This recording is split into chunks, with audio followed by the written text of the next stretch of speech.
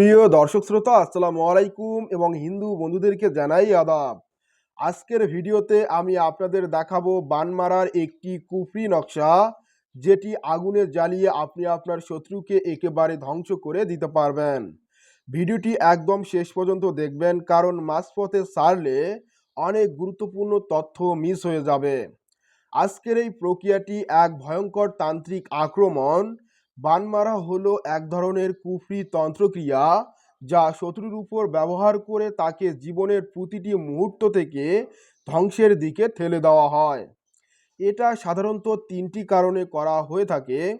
প্রথমত, প্রতিশোধ এর কারণে এই কাজটি অনেকেই করে থাকে।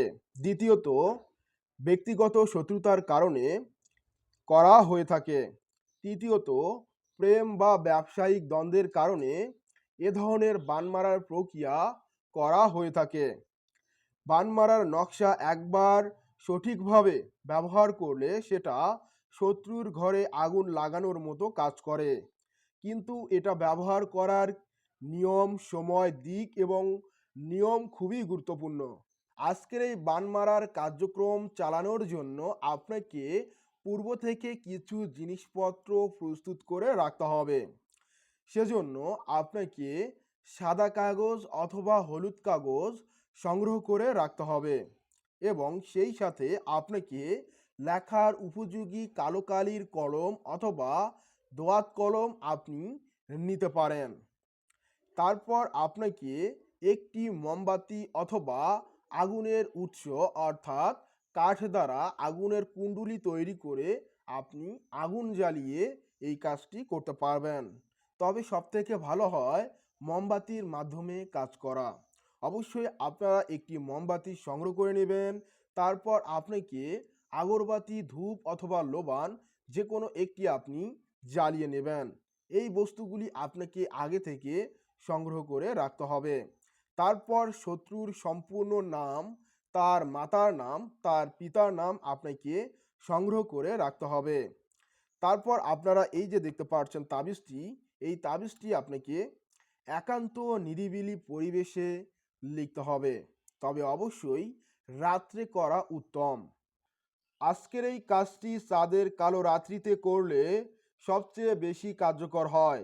বিশেষ করে শনিবার অথবা মঙ্গলবার করলে এই কাজের ফলাফল দ্রুত আসে।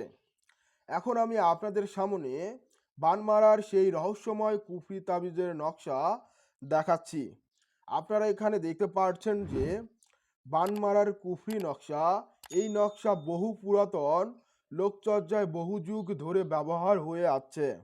আপনারা এখানে দেখতে পাচ্ছেন যে তাবিজটি, এবং তাবিজের নিচে আপনারা দেখতে পাচ্ছেন এখানে শত্রুর নাম, তারপর শত্রুর মাতার নাম, তারপর শত্রুর পিতার নাম আপনারা এইভাবে লিখবেন। তারপর এই শব্দগুলি লিখবেন, অর্থাৎ খুবই সহজ একটি তাবিজ। আপনারা এখানে দেখতে পাচ্ছেন এখানে যে শব্দগুলি আছে এই শব্দগুলি আপনাকে কিন্তু লিখতে হবে। কোনো ভুল ত্রুটি করা যাবে না।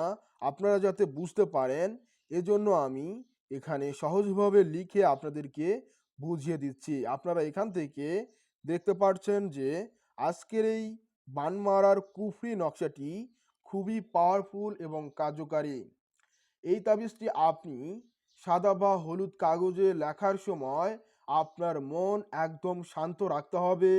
শত্রুর নাম যেখানে বলেছি সেখানে তার নাম স্পষ্টভাবে লিখতে হবে।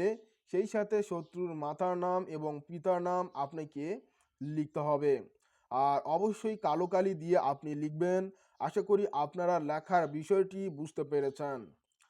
নকশা লেখার পর সেটিকে ৩ বার নিজের উপর দিয়ে ঘোরান। এইভাবে ৩ বার আপনি ঘোরাবেন। ঘোরানোর পর আপনাকে গভীরভাবে শত্রুর নাম উচ্চারণ করে বলতে হবে। আমি আপনাদেরকে এই লেখাটি স্ক্রিনের মধ্যে পিন করে দিচ্ছি এবং বলেও দিচ্ছি। হে আগুন, যেভাবে তুমি কাঠকে পোড়াও ঠিক সেভাবেই আমার শত্রু অমুকের পুত্র অমুককে ধ্বংস করো।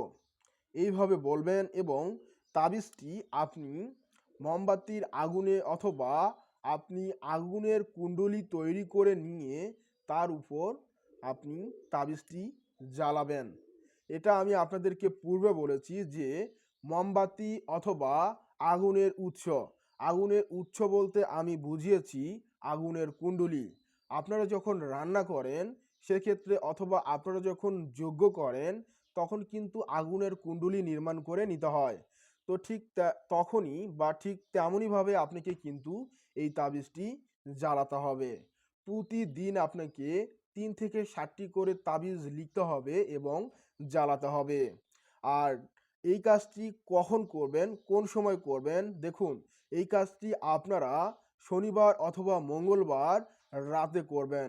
একাগ্রতার সাথে নিরিবিলি পরিবেশে বসে আপনারা সঠিকভাবে যে নিয়মগুলি বললাম, এই নিয়মগুলি অবলম্বন করে এই কাজটি করবেন। তারপর আগুনে সেটি জ্বালিয়ে দিন।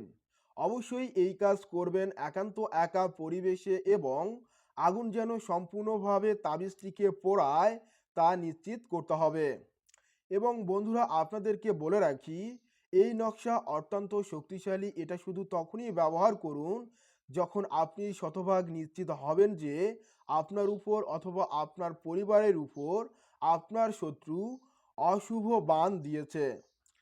আজকের এই বান মারার প্রক্রিয়াটি খেলার বিষয় নয়, বা এই কাজটি কেউ ভুলভাবে করলে এর ফলাফল আপনার উপরই আসতে পারে।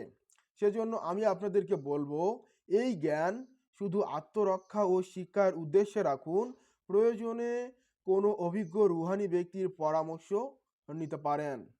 এখন আপনাদেরকে আরেকটি বিষয় আমি অবগত করব।